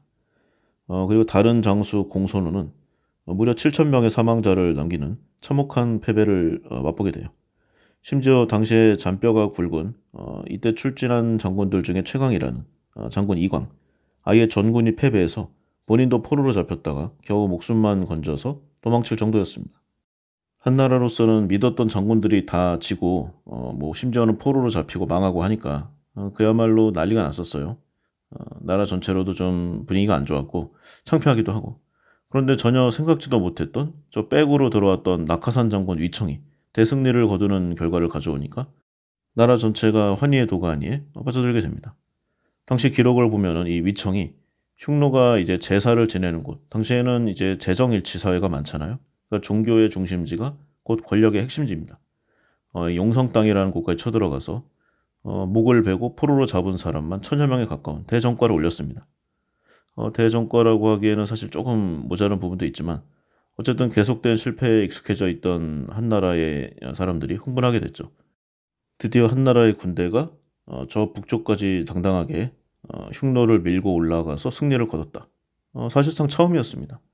더군다나 위청의 입장에서 보면은 기대를 받았던 다른 장수들이 모조리 좀 망했잖아요. 근데 이러한 사실이 결국 자신을 더 돋보이게 하는 이 결과로 돌아오게 됩니다. 이 성과로 인해서 위청은 관내우란 자기에 봉해지게 됩니다. 그리고 이후에 이제 누이인 위자부가 결국 한무제의 자식을 낳았어요. 그리고 이때 위청이 선물을 주기라도 하듯이 3만 명의 병사로 출격해서 흉노군 수천 명을 물리치고 포로로 잡는 이번에는 진짜로 큰 공을 세우게 됩니다. 그리고 마침내 이 위청 전공의 클라이막스 전쟁이 일어나는데 기원전 한 127년에 이제 흉노 쪽에서 요서태수를 살해하고 중국 쪽으로 밀고 들어오는 일이 있었어요. 그래서 이제 한나라가 반격을 했는데 그 중에서도 위청의 공이 단연 탁월해서 이제 막아내는 건 물론이고 흉노 땅 깊숙하게 또 들어간 겁니다. 그리고 여러 땅을 빼앗고 이 과정에서 수천 명의 포로를 사로잡고 가축이 수십만 마리. 그리고 당시 흉노의 그 권력자였던 백양왕, 누번왕, 흉노족 싸움의 신이라고까지 불리던 이 왕들이었는데 연달아서 이겼어요. 이런 성과로 이제 장평후에 봉해져서 사실상 왕족에 준하는 대우를 받게 됩니다. 그리고 이제 커리어의 정점을 찍는 이제 흉노 우연왕과의 교전 사건이 있는데 위청이 다시 3만 명의 병사를 이끌고 흉노의 우현왕과 교전에서 이제 여러 작전을 썼겠죠. 기습, 매복, 카운터의 이 작전으로 이전보다도 더 큰 성과를 얻어오게 됩니다. 그래서 돌아오는 길에 대장군에 봉해졌다는 사실을 듣게 되죠. 보통은 절차가 이렇죠.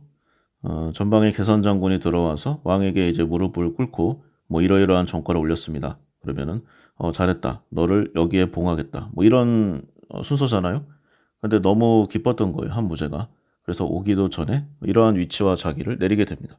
그야말로 권력의 최정점에 서게 된 거죠. 그리고 이제 위청의 아들인 위항 같은 사람들도 동시에 후작에 봉해지게 되는데 이때 위청이 단호하게 이걸 반대하게 됩니다. 열심히 싸운 건 부하들인데 아무것도 한 게 없이 나의 아들로 태어났다는 이유로 후작을 주면 나라의 기강이 무너진다. 그러자 이제 한무제가 더더욱 탐복을 해요. 당연한 말이고 내가 너의 부하들도 상을 안 주겠는가. 내가 그런 것도 안 해줄 줄 알았나. 걱정하지 마라. 이렇게 하고 아주 후하게 여러 가지 내용을 챙겨줍니다. 이때 이후로도 이제 이 우연왕 정도의 성과는 아니지만 꾸준하게 나라를 잘 지키고 흉노족과의 대결에서 여러 전공을 세우게 됩니다. 그런데 결국 이제 위청도 꺾이는 때가 오죠. 흉노의 이제 최고 장수, 왕이면서 장수인데 이 흉노 선우와의 대결에서 위청은 좀 분투를 했지만 그의 부하들이나 여러 여건이 맞지 않아서 이제 패퇴하게 돼요. 그리고 위청이 이제 기본적으로 사람이 좀 중후하고 덕이 많은 그리고 좀 조용조용한 스타일이었다고 해요. 전쟁터에서는 좀 과감하게 행동을 했지만 일반적으로는 이제 자신이 워낙 고생을 많이 했고 어려서부터 목숨줄이 위험했던 일들이 많았기 때문에 사람을 대하는데 굉장히 조심스러웠고 이게 좀 답답하다 못해서 좀 소심하다. 그리고 너무 눈치를 본다. 뭐 이런 평가도 있었다고 합니다. 근데 이제 공이 많을 때는 괜찮았는데 한번 좀 그 기세가 꺾이니까 저 여러 가지 좀 비판을 받은 면이 있었다고 해요. 너무 윗사람 권력자의 눈치를 살살 본다. 뭐 이런 시각이 많았다고 합니다. 바로 이러한 때 새롭게 등장한 신진 세력이 곽거병. 이 곽거병은 아까 말씀드렸듯이 중국 역사상 손가락에 꼽을 수 있는 대장군이에요. 그 화려한 임팩트, 그 화끈한 전공, 그리고 젊은 나이의 요절, 여러 가지로 영웅의 요건을 갖췄죠. 생긴 것도 잘생겼고요. 무공도 뛰어나고 지휘력도 좋고 그리고 계속 종횡무진 활약을 했기 때문에 한 무제의 신임도 굉장히 깊었다고 합니다. 위청은 뭔가 좀 소심해 보이니까 이상하게 일을 잘하니까 뭐 입번을 해줬는데 곽거병에 비할 바가 아니었어요. 그래서 한무제를 비롯한 이 조정 중신 그리고 이 백성들, 이 국민들의 모든 신망이 위청에서 곽거병으로 옮겨가게 됩니다. 전과를 보면은 위청은 이제 약간 건실한 타입이에요. 그러니까 안타를 치고 나가서 도루를 한 다음에 보내기 번트를 하고 희생 플라이로 한 점을 얻는 스타일이었습니다. 그러니까 이걸 꾸준히 헤쳐나가는 거죠. 그러다 보면은 이제 국력으로 승부를 하는 그런 스타일이었는데 곽거병은 일발장타로 말로 홈런을 쳐버리는 그런 스타일이었습니다. 심지어 마지막 전투에서는 위청이 흉노에게 크게 패배했던 순간이 있었는데 이때 곽거병의 부대만 홀로 승승장구해서 흉노를 이제 본진까지 밀어버린 거예요. 위청이 처음 나올 때 다른 장수들의 이야기와 비슷하죠. 장강의 앞물결이 뒷물결에 밀린다. 이제 예전의 사람들은 새로운 영웅에게 밀려가는 어쩔 수 없는 시대의 순환 논리인 듯도 합니다. 그래서 역사적인 이야기로 보면은 곽거병의 스토리가 훨씬 재미있습니다. 뭐 얘기하기도 좋고요. 스토리도 많아요. 하지만 여기서 이제 레이 달리오의 원칙의 기준으로 보면은 개방적인 생각을 가지고 운이 있는 사람과 함께하라. 이 내용을 들으니까 문득 생각나는 고사가 있어서 이 얘기를 길게 해봤습니다. 여기에 관련된 레이 달리오의 책에는 너무 원론적인 내용이 많이 쓰여 있기는 해요. 그래서 개방적인 생각을 가져라. 그러니까 사고의 전환을 해야 되는 겁니다. 등소평의 이 흑묘백묘론도 뭐 시대가 다르지만 비슷한 맥락의 이야기라고 할 수 있어요. 우리가 인생을 살아가는데 사실상 대부분의 시간과 노력을 돈을 버는 행위에 투자를 합니다. 어릴 때부터 이제 좀 가혹하다시피 한 이 학교 생활, 그 다음에 군대, 취직, 그리고 승진 경쟁, 뭐 기타 등등을 해가지고 평생 힘들게 사는데 사실상 돈을 벌어서 안정된 생활, 그리고 여유 있는 좀 환경을 조성하는 게 그 목표입니다. 그래서 보통은 좀 꾸준한 그런 스타일을 좋아하죠. 진국이다. 이런 말들도 많은데 그렇게 하면서도 내심으로는 이제 워렌 버핏이나 이런 레이 달리오 같이 주식 투자로 돈을 번 사람들을 또 추앙을 합니다. 자신들이 못하는 것에 대한 뭐 갈망, 찬양 뭐 그런 것들도 있겠지만요. 사회가 우리에게 주입한 예전의 성공 방식, 사실은 성공도 아니고 그냥 먹고 사는 정도지만 그 방식을 말없고 묵묵하게 인내해라. 그렇게 주입시키는 사람들의 의도대로 온 것은 아닌가 이런 생각을 많이 해봅니다. 그리고 그러한 의견을 많이 표출하는 그리고 그러한 조언을 많이 해주는 사람들은 절대로 우리와 같은 방식으로 살고 있지 않고요. 자신의 자녀들을 한국에서 키우지도 않습니다. 대부분 뭐 미국을 비롯한 해외 선진국으로 보내고요. 어떻게 해서든 자식들에게 지금까지 모아둔 재산을 세금을 덜 내고 보낼 수 있을까? 이걸 평생 궁리합니다. 이 책의 주인공인 레이 달리오도 보면은 이게 헤지펀드의 CEO잖아요. 지금까지 얼마나 예, 불법적이고 나쁜 일들을 해왔겠습니까? 그런데 이제 성공하고 은퇴의 시점에서 이렇게 아름다운 말로 자신을 포장해도 주위 사람들이 우러러봐요. 참 슬프고 안타까운 일인데 다만 그 사람의 인생에서 우리가 참고할 만한 점은 분명히 있다. 이것만은 확실하다 하겠습니다. 그래서 이러한 종류의 책, 이러한 사람의 인생을 보면은 그 사람이 하는 말도 물론 다 틀린 건 아니니까요. 참고할 만한 내용이 있을 겁니다. 하지만 그것보다도 그 사람이 살아온 인생의 궤적, 그리고 그 사람이 사고하는 생각의 방식, 여기에 더 포커싱을 둬야 한다는 그런 말씀을 드려보고자 합니다. 자, 개방적인 생각과 운이 있는 사람과의 협업, 이 내용이 이렇고요. 책의 내용은 좀 간단합니다. 제가 살을 붙인 거니까 원문의 내용과 그 뜻이 다를 수도 있음을 참고해 주시기 바라요. 그리고 다음으로는 이게 어쨌든 간에 주식과 투자에 관한 내용이잖아요. 그러니까 이런 부분을 직접적으로 많이 언급하진 않지만 그런 내용들의 직접적인 목적이 이제 투자의 성과를 얻는 것임은 부정할 수가 없을 겁니다. 그래서 이 레이 달리오의 생각도 그렇고요. 다른 이 역사상 투자의 대가들이 어떠한 방식으로 투자를 했는가, 어떠한 신조를 가지고 있었는가, 한 번쯤 다시 되새겨보는 것도 괜찮을 듯 합니다. 그래서 생각나는 제가 개인적으로 좋아하는 내용들을 순서에 관계없이 이야기해 보도록 하겠습니다. 먼저 존 템플턴, 비관론이 극에 달할 때 투자하라. 이게 사실 가장 중요하고도 가장 기본적인 내용이랄 수 있는데, 주가창 그래프에 파란색 그리고 하락이 막 줄비하면은 매수하기가 어렵죠. 그래서 인간의 본능을 이겨낼 이성을 갈고 닦아라. 항상 원론 중에 원론인데 정말 어려운 내용이 아닐 수가 없습니다. 비슷한 말로 강세장은 비관 속에서 태어나 회의 속에서 자라며 낙관 속에서 성숙해 행복 속에서 죽는다. 좋은 말입니다. 그리고 어디 써먹기도 좋고요. 원리가 같은 내용이고 사실상 이 법칙만 잘 따를 수 있어도 아마 밥은 먹고 살지 않을까 그런 생각을 해봤어요. 그리고 투자에 성공하기 위해서는 반드시 뛰어난 지능, 사업에 대한 비범한 통찰력 또는 내부 정보 등의 요건이 필수적인 것은 아니다. 그보다는 의사결정에 영향을 미치는 건전하고 지적인 체계와 그 체계를 좀먹게 하는 감정을 다스릴 줄 아는 능력만이 필요하다. 이 워렌 버핏이 한 말인데 저도 제 주위에 이제 투자로 큰 부를 이루신 경제적 성공하신 사람들을 보면은 의외로 어떤 사회적인 스펙이 뛰어나다거나 뭔가 좀 학력, 소위 말해 가방끈이 길다거나 그렇게 높지 않았습니다. 오히려 그런 부분보다는 좀 인생에 굴곡이 많았어요. 그래서 소위 산전수전 다 겪어봤다 그런 사람들 있잖아요. 그리고 거기서 마침내 살아남아서 아주 강철 같은 의지를 가진 사람들이 결국 이러한 성과를 이뤄내는 것을 많이 봤습니다. 사람이 분위기가 좋고 잘 나갈 때는 누구나 괜찮아요. 호탕해지고 대범해지고 주위에 관대해집니다. 그러다가 이제 자신의 재산이 줄어들고 보통은 이제 레버리지도 많이 쓰니까 이제 목숨줄이 위험한 그럴 때도 옵니다. 투자의 세계에서 성공한 사람들이 몇 번 자살을 생각해봤다. 늘상 있는 얘기예요. 그런 때 보면은 이제 그 사람의 인간성 그리고 밑바닥이 드러나죠. 그럴 때 어떠한 행동을 하는가, 어떠한 마음가짐을 갖는가. 굳이 투자가 아니래도 우리가 인생을 살아감에 있어서 잘 유심해서 봐야 하고 참고해야 할 내용이 아닐 수 없습니다. 또 좋은 기업은 어떤 기업인가? 내가 생각하기에는 소비자 독점 기업이다. 소비자 독점 기업은 이익이 꾸준히 증가하는 기업이다. 이런 내용인데요. 사실 모든 주식의 결론은 이익이 나는가 안 나는가로 봐야 합니다. 그리고 여기서 장기적인 이익인가 단기적인 이익인가가 좀 나뉘겠죠. 물론 이제 주식을 이제 꿈을 먹는 것이 주식이다라고 말은 많이 하지만 만약에 장기적으로 계속 이익이 나지 않고 어떤 좀 희망적인 메시지만을 던지는 그런 주식이 있다. 결국은 악몽만을 꾸게 되는 결과로 지금까지 이어져 왔습니다.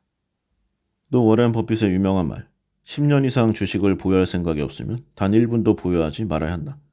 이게 좀 금과 옥조처럼 많이 활용돼 왔는데 요즘을 보면은요. 이제 워렌 버핏도 10년을 보유하는 주식이 그렇게 많지 않습니다. 애초에 예전부터 대주주로 등극했던 코카콜라라던가 이제 전통적인 이제 브랜딩 소비재 사업이 아니면은 최근에는 이제 몇 개월 만에 왔다 갔다 하는 것도 많아요. 그리고 현재의 이제 트렌드가 워렌 버핏이 가장 큰 돈을 벌었던 한 80, 90년도에서 한 2000년도, 2010년도 이 정도. 여기가 워렌 버핏의 이제 베스트인데 베스트라고 하기엔 또 기간이 길긴 하네요. 대단한 사람이면 분명합니다. 그러나 한 2010년 이후로 보면은 정말 세상이 상전벽해라고 할 정도로 완전히 바뀌었잖아요. 2010년도에 좀 만들어진 드라마라던가 영화를 보시면은 그렇게 오래된 기간이 아니잖아요. 근데 굉장히 옛날 영화나 드라마를 본 듯한 뭔가 좀 언밸런스한 그런 느낌들을 많이 받으실 겁니다. 투자의 세계에서는 더 심하겠죠? 돈이 왔다 갔다 하니까.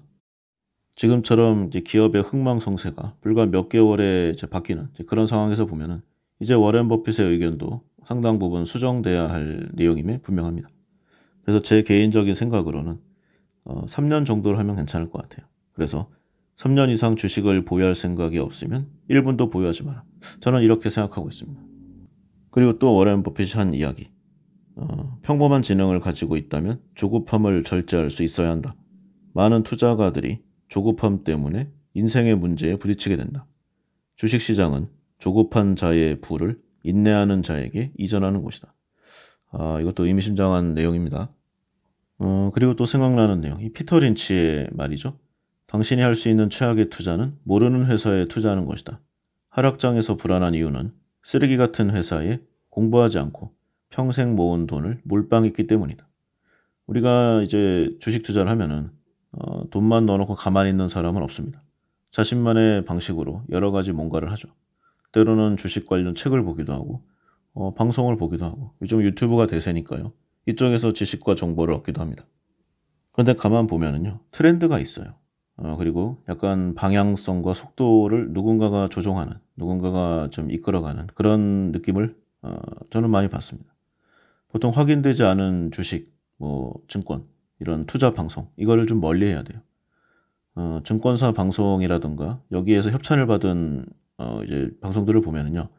뒤에 이제 백보드판에 아주 광고비 협찬을 한 그 회사들의 이제 네이밍이 브랜드가 아주 빽빽하게 적혀져 있는 것을 볼 수 있습니다. 여기에서 이 정도의 지원을 받고 과연 자신의 독창적인 의견 그리고 그 회사의 안 좋은 의견을 말할 수 있는 그런 사람들이 있을 건가? 그래서 저는 이제 소비자를 위한다. 일반 주식 개미 투자자들을 위해준다. 이렇게 말을 하면서 묘하게 방향성을 설정하는 그런 방송과 사람들을 가장 멀리하고 있습니다. 의견은 참고해요. 왜냐하면 정보 자체, 숫자는 맞으니까 이걸 해석하는 것만 제 방식대로 하면 되는 겁니다. 그리고 예를 들어서 이제 어떤 시장의 기대를 받는 한 개의 회사가 있다. 그러면은요. 이 회사에 대한 의견도 다양해져야 되잖아요. 그러니까 아주 좋다, 좋다, 보통이다. 나는 다르게 생각한다. 그리고 좋아하는 이유에도 뭐 전망이 밝아서 당장 시장 지배력이 높아서 재무 구조가 우수해서 여러 종류로 나눠야 되지 않습니까? 그런데 보통 상위권에 포진해 있는 저런 네트워킹이 돼 있는 여러 방송들에서 거의 비슷한 내용의 뭐 소위 원고를 읽는 듯한 그런 방송 내용이 많아요. 그러면 합리적인 의심을 해볼 수가 있습니다. 위에서 여러 네트워크를 통해서 짬짬이 개미 뜯어먹는 그런 방송을 그런 의도를 갖고 있다고 생각할 수 있는 거죠. 의심은 제 자유니까요. 실제로 이 주식의 역사상 가장 많은 작전 세력에게 좀 털린 그리고 좀 당한 사람들은 어느 정도 공부를 한 상당한 정보를 습득한 그런 사람들이었습니다. 그러니까 어떤 특정한 세력이 있다. 이 사람들이 만약에 어떤 주식 관련 모의와 범죄를 한다. 그러면은요. 아무것도 모르는 주식의 주자도 모르는 사람을 또 속이기는 굉장히 어렵습니다. 왜냐면은 기본을 익히게 한 다음에 속여야 되잖아요. 시간과 노력이 엄청난 겁니다. 그런데 어느 정도 똑똑하다. 나는 상당히 스마트하다. 이런 사람들이 정말 가장 속여먹기가 쉬워요. 이런 사람들에게는요. 정보를 그냥 있는 그대로 주지 않고 약간 숨겨놓습니다. 아주 약간. 그러면은 이 사람들이 이제 공부를 하다 보면은 뭔가 의심나거나 의구심이 나는 이제 부분들이 있잖아요. 그럼 나름의 방식으로 공부하고 찾아봅니다. 그런데 그렇게 어렵게 숨겨놓은 게 아니니까 바로 찾을 수 있어요. 그러다 보면 희열을 느낍니다. 아, 내가 작전 세력의 수법을 파헤쳤다. 네, 이렇게 당하는 겁니다. 사실은 제가 이런저러한 루트로 여기에 관련된 자료라던가 뭐 내용들도 좀 있는데 어떤 숫자나 객관적인 증거를 제시하기가 어렵고요. 그리고 뭐 그렇게까지 할 예, 필요는 없지 않습니까? 또 누군가가 새로운 작전을 펼칠 거고 그 사람들이 없어도 또 새로운 나쁜 사람들은 나오게 됩니다.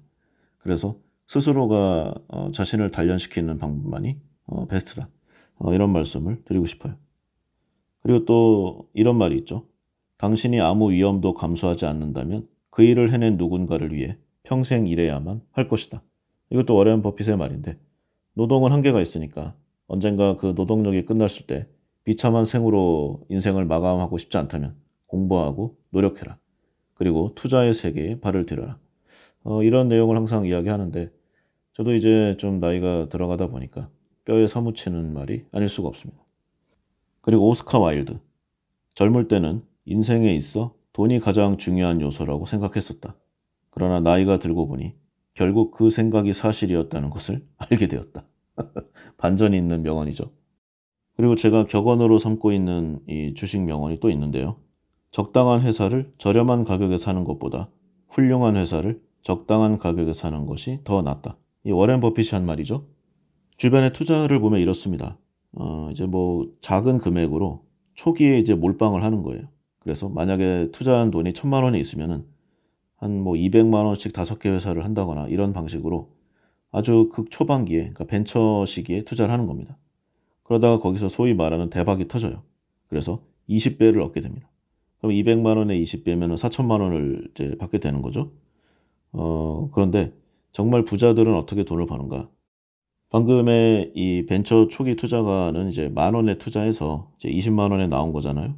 근데 이 부자들은요, 한 5만 원 정도에 이제 한 10억을 투자하는 겁니다. 그래서 같은 엑시트 20만 원을 보면은 이제 10억의 4배, 이제 40억이 되는 거죠. 분명 리스크와 여러 가지 결단을 초기 투자가가 먼저 했는데 자본의 승리, 이게 사실 이 세상의 법칙이 아닌가 이런 생각도 가끔 들어서 좀 씁쓸해요.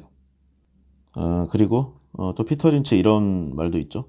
사람들이 부동산에서 돈을 벌고 주식 투자에서 돈을 잃는 이유가 있다. 이유는 집을 선택하는 데는 몇 달을 고민하지만 주식 투자는 단 몇 분 몇 초 만에 결정하기 때문이다. 필립 피셔도 비슷한 내용의 이야기를 했습니다. 주식시장은 가격에 대해서는 모든 것을 알지만 회사의 가치에 대해서는 아무것도 모르는 사람들로 가득 차 있다. 제 주위에 보면은요.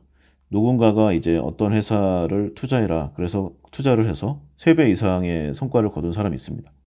고마우니까 이제 큰 돈을 벌었으니까 이제 밥을 한번 거하게 샀는데 근데 여기서 놀랄 만한 사실을 알게 돼요. 그 회사에 기업명이 비슷한 다른 주식을 산 거예요. 그리고 심지어는 추천해준 사람의 주식은 떨어졌습니다. 어쨌든 결과가 좋아서 그 자리에서는 서로 웃고 헤어졌는데 생각해보니까 정말로 참 주식의 본질을 생각해보지 않을 수 없는 그런 에피소드였다는 생각이 들어요. 그래서 결과적으로 보면은 이제 주식시장의 역사가 기니까 이 투자의 시간이 길잖아요. 지금까지 여러 사람이 성공한 사람들이 많은 명언을 말했습니다. 그야말로 쏟아져 나왔다고도 할 수 있는데 각각의 내용은 다 다르지만 제가 보니까 이제 공통점이 좀 있습니다. 어떤 기업에 투자를 해야 함을 이 사람들은 말하는가? 역사적 투자 대가는 어떠한 관점을 보는가? 그 내용을 보면은요. 먼저 독점적인 시장 지배력이 있는 기업을 언급하고 있습니다. 그리고 여기에 당연히 비례하겠지만 꾸준한 이익과 그 지속성이 따라오는 거고요. 이러한 주식을 살 때는 적정 가치의 자산을 취득하는, 그러니까 적절한 때에 사라는 거죠. 아까처럼 이제 극초기에 들어가는 사람들은 상당한 리스크 테이킹을 해야 됩니다. 근데 어느 정도 성공했을 때 이제 좀 안정해 보이고 그 회사뿐만 아니라 그 회사가 속해 있는 인더스트리 전체가 시황이 밝다. 그럼 여기에 좀 과감한 금액을 베팅하는 거죠. 그리고 탐욕과 공포 사이에 자신의 이제 마인드 컨트롤을 잘 해야 하고 조급함을 버리고 인내심을 갖춰야 하고 항상 공부하고 알고 투자하는 거를 늦춰서는 안 되고 주위의 의견에 다만 휩쓸리면 안 되고 그리고 마지막으로 시간의 자본을 이용할 수 있는 시간과의 싸움에서 승리하라. 뭐 이런 내용입니다. 한마디로 요약하면은 꾸준한 이익과 지속적 미래가 있는 독점적 시장 지배 기업을 공부해서 자신이 알고 모두가 공포에 휩쓸릴 때 적정한 가격에 매수해서 기다려라. 그래서 자본의 힘을 키워라. 이런 내용입니다. 듣고 보면 참으로 간단한데 이 내용을 행함은 지극히 어려운 것임을 모두가 알 수 있습니다. 그러니까 주식 투자로 돈을 번다는 것이 어려운 일이겠죠. 자, 이상의 내용으로 레이 달리오의 원칙, 이 책에 대해서 이야기해봤습니다. 이 레이 달리오에 대해서는 여러 가지 평가가 엇갈릴 수 있어요. 지금까지 그토록 지독하게 살아왔으면서 갑자기 왜 착한 척이냐 이런 말도 많았고요. 당신이 지금까지 행한 대로의 반대로만 살면 좋은 삶이다. 뭐 이런 혹평들도 많이 있습니다. 그런데 분명한 내용은요. 이 사람이 이 책을 펴낸 이 시점 그리고 이 내용만은 우리가 인생을 살면서 한 번쯤 읽고 가슴에 새겨들 만한 내용들로 가득하다는 겁니다. 일단 이 사람이 뭐 책 팔아서 돈을 벌 필요는 없잖아요. 워낙 돈이 많은 사람이기도 하고 아마도 뭐 인생의 마무리를 하고 싶었던 뭐 의도도 있을 거고 이 책의 내용을 몸으로 지켜서 실행해서 이 사람이 오늘날의 부 그리고 비즈니스적인 성공을 만들어냈잖아요. 그러니까 자신이 곧 자신의 말의 레퍼런스입니다. 이 책에 대해서 어떠한 생각과 어떠한 가치 판단과 그리고 이를 적용한 어떤 인생을 살지는 뭐 개인의 결정이겠죠. 근데 우리 인생을 보면은요. 점점 시간이 갈수록 몸은 노쇠해지고 가지고 있는 지식과 지혜의 가치는 떨어집니다. 그리고 그에 비례해서 돈도 많이 없어져요. 이래저래 돈 나갈 일이 많이 있지 않습니까? 뭐 부모, 자식 여러 가지 내용들이 있고 또 살다 보면은 인생의 대핀치가 몇 번씩은 오니까 이러한 인생의 출렁거림, 이 큰 사이클을 몇 번 맛보다 보면은 어느 순간 이제 몸 하나 남아있는 예, 그런 서글픈 상황이 언젠가는 올 수도 있습니다. 가능하면 그러한 일이 없는 게 가장 좋겠지만 혹시 그때가 오더라도 당황하거나 놀라지 말고 자신이 지금까지 해온 원칙을 꾸준히 지켜나가는 그리고 가능하면은 그 원칙 중에서도 쓸모있고 인생에 도움이 되고 그리고 가능하면 바른 그런 내용으로 가득 채우기를 이 저자는 바라는 마음으로 썼다고 해요. 처음에 이 책이 출판되고 이 사람의 이제 부를 모은 방식을 배우고자 하는 사람들이 이 책을 많이 구입해서 보고 많은 실망을 했다고 합니다. 돈 벌 수 있는 방법을 알려달라 그랬더니 무슨 말도 안 되는 인생 철학이냐. 그런데 레이 달리오가 자신은 한 번도 주식 투자를 한 적이 없다. 나는 오직 나의 생각을 행동으로 옮겼을 뿐이다. 이 말로 다른 모든 의문들을 잠재웠다고 합니다. 뭐 살다 보면 아닌 경우도 많이 있었겠지만 어쨌든 간에 큰 틀에서 보면은 그가 그만의 원칙을 지켜서 오늘의 부를 이뤘다는 것만은 확실하고 그리고 그 원칙의 내용이란 이 항목들이 어디서 대단한 뭐 내용들을 가져온 게 아니라 우리가 익히 알고 있는 지극히 보편타당한 내용들을 이 긴 인생에 걸쳐서 꾸준히 지켜왔다. 이러한 점에서 저는 가치가 있다고 생각합니다. 우리가 따라할 수도 있고요. 그래서 이 레이 달리오의 원칙, 굳이 투자란 개념이 아니더라도 우리가 인생을 자신의 뜻대로 살 수 있게 해주는 좋은 참고서 중에 하나다. 저는 이 정도의 가치가 있다고 생각합니다. 시간이 되신다면 꼭 한번 일독을 해보시기를 권해드립니다. 네, 오늘은 여기까지 하겠습니다. 감사합니다.